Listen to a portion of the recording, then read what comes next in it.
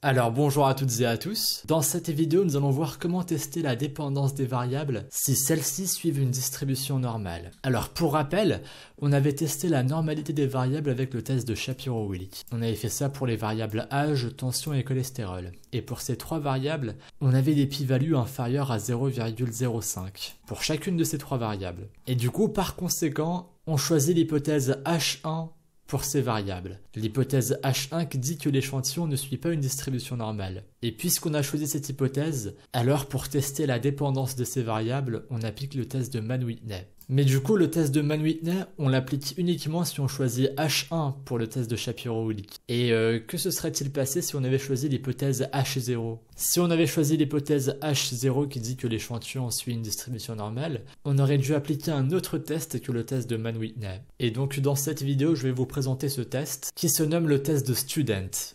Et il est également très utilisé. Alors le petit souci qu'on a avec notre tableau de données, que je vais vous réafficher, hop, on va remonter ici. Il faut savoir que toutes nos variables quantitatives, donc âge, tension, cholestérol, frais cardiaque et angine ECG, ne suivent pas de distribution normale. Donc pour toutes ces variables quantitatives, on choisit l'hypothèse H1 pour le test de Shapiro-Wilk. On n'a aucune variable quantitative où on choisirait l'hypothèse H0. Donc ça va être un peu compliqué d'appliquer le test de Student si on n'a aucune variable quantitative et qui suit une distribution normale. Enfin, en réalité, ça ne va pas être compliqué à mettre en place, hein. On peut très bien le faire, c'est juste que le test ne sera pas adéquat et les résultats ne seront pas fiables. Donc nous on va quand même prendre une variable quantitative au hasard et on va appliquer le test de Student juste pour vous montrer comment ça marche. Et comme ça vous saurez réappliquer le test si jamais un jour vous travaillez sur un jeu de données et que vous êtes en présence d'une variable quantitative et qui suit une distribution normale. Donc une variable quantitative, on a choisi l'hypothèse H0 pour le test de Shapiro-Wilk. Et vous allez voir, c'est quasiment pareil que le test de Mann-Whitney. Déjà, les hypothèses sont les mêmes. On va faire un petit copier-coller de ça, on va taper test de Mann-Whitney, de Student, pardon. On appelle ce test aussi le test T de Student parfois. Du coup, les hypothèses sont les mêmes. On a l'hypothèse H0 qui dit qu'il n'y a pas de différence significative entre la moyenne des deux variables et l'hypothèse H1 qui dit qu'il y a une différence significative entre la moyenne des deux variables. Autrement dit, si on choisit H0, les deux variables n'ont pas de lien, n'ont pas de relation. Et si on choisit l'hypothèse H1, les deux variables ont une relation. Elles sont liées. On va venir remplacer Mann-Whitney par Student. Voilà. La procédure, c'est la procédure t-test. Donc le test T, comme je vous l'ai dit, c'est un autre nom qu'on donne à ce test. On va enlever Wilcoxon ici, voilà. Pour classe, on va garder variable d'intérêt, pareil pour var. On va juste venir modifier le titre, tiens, allez. On va mettre test de student. Et ensuite, on va venir appliquer la macro. Hop. Et du coup, comme je vous l'ai dit, on va devoir choisir une variable au hasard, enfin une variable quantitative au hasard, juste pour vous montrer comment ça marche. Donc on va choisir par exemple la variable cholestérol, je vais faire un copier-coller de ça. Non, encore une fois, là je fais ça juste pour vous montrer comment les tests marchent. Dans la réalité, là pour ce projet, on doit utiliser le test de Mann-Whitney, puisqu'on a choisi l'hypothèse H1 pour le test de Shapiro-Wilk. Si on avait choisi l'hypothèse H0, alors là, on doit appliquer le test de Student. Donc je spécifie les deux variables, je vais exécuter la macro, hop, et voici la sortie que l'on obtient. Alors la sortie est légèrement plus technique à interpréter, mais c'est quand même très simple. En fait, il faut venir interpréter ces deux tableaux.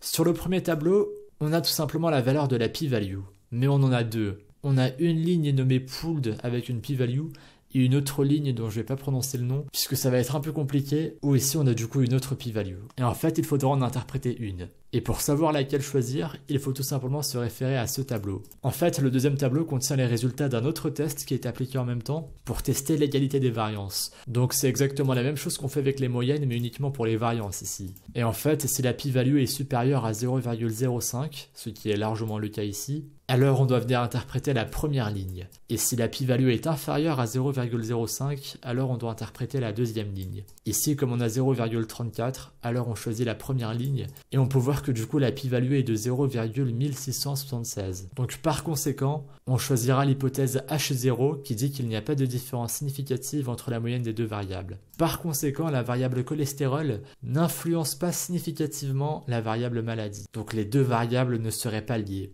Évidemment, les interprétations que j'énonce là sont fausses, puisque ce n'est pas le bon test à appliquer pour la variable cholestérol. Le bon test à appliquer, c'est le test de Mann-Whitney, que l'on a appliqué dans la dernière vidéo. Mais du coup, je voulais juste vous montrer comment marche le test de Student si jamais un jour, vous faites le test de Shapiro-Wilk et que vous choisissez l'hypothèse H0.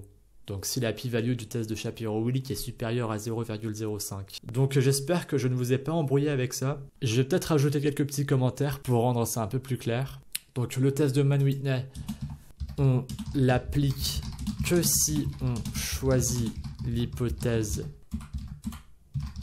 H1 au test de Shapiro-Wilk. Et à l'inverse, le test de Student, on l'applique que si on choisit l'hypothèse H0 au test de Shapiro-Wilk. Donc si on veut tester une variable quantitative, d'abord on applique le test de Shapiro-Wilk. Si on choisit H1, on fait le test de Mann-Whitney.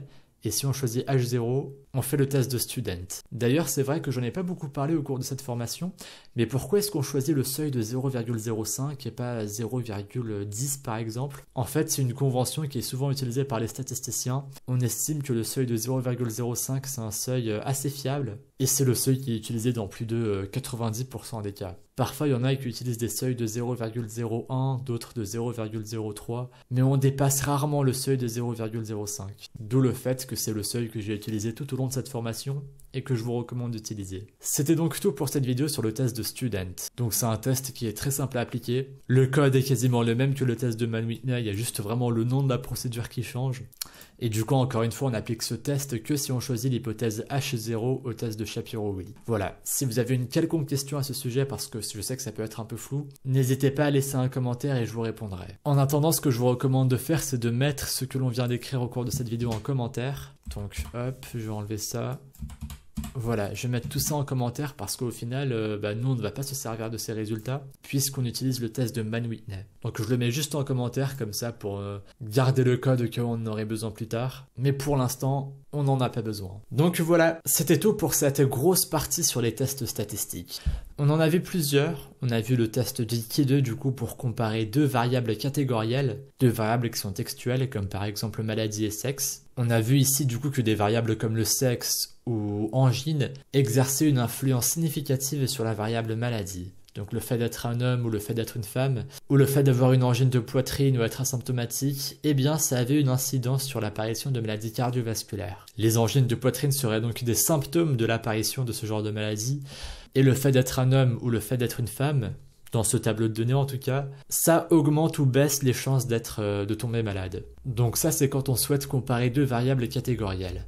Ensuite, on a appliqué un certain nombre de tests pour quand on souhaite comparer une variable catégorielle avec une variable quantitative. Là, c'est un peu plus technique. Dans un premier temps, on doit appliquer le test de Shapiro-Wilk pour savoir si la variable suit une distribution normale ou si elle ne suit pas une distribution normale. Si la variable ne suit pas une distribution normale, alors on applique le test de Mann-Whitney, où on a vu que des variables telles que l'âge, la tension artérielle au repos ou le taux de cholestérol ont une influence significative sur la variable maladie, ce qui est en soi assez logique puisque évidemment qu'avec l'âge, on a plus de chances de développer des maladies cardiovasculaires. De même, si on a des taux de cholestérol très élevés ou une tension très élevée, eh bien ça peut aussi être responsable de maladies cardiovasculaires. Et du coup, avec nos tests statistiques, on a en quelque sorte prouvé que c'est bien réel, que ces variables ont bien une incidence sur l'apparition de maladies cardiovasculaires. Et enfin, on vient de voir dans cette vidéo le test de Student, qui est donc un test qu'on applique si pour le test de Shapiro-Wilk, on avait choisi l'hypothèse H0. Et c'est donc un test qui fonctionne exactement de la même manière que le test de Mann-Whitney. Voilà, c'était donc tout pour cette grosse partie sur les analyses bivariées et sur les tests statistiques. J'espère que ça aurait été intéressant. Les tests statistiques sont vraiment très souvent utilisés en data science, et dans cette vidéo on vient de voir parmi les tests les plus utilisés dans des projets de data science, également de machine learning, d'analyse des données, etc.